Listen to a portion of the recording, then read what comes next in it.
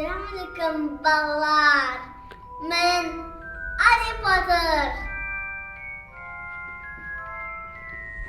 Bilirsiniz bu nasıl yer? Çok meraklı.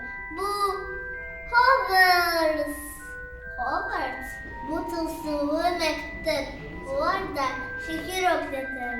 Ama önce İngilizce'de öğrenmeye hazır mısınız?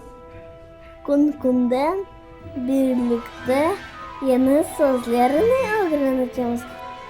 Let's go, come on.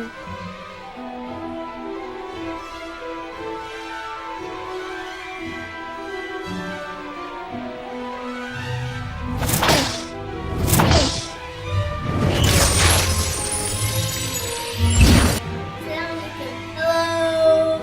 Bugünkü konumuz selamlaşmak ve tanışmak. Yani meeting and greeting. Birinci sözümüz hoş geldiniz. Welcome. Selamünaleyküm. Hello. Merhaba. Hi. Nasılsın adın? What is your name? My name is Ali. And you? Kaç yaşındasın?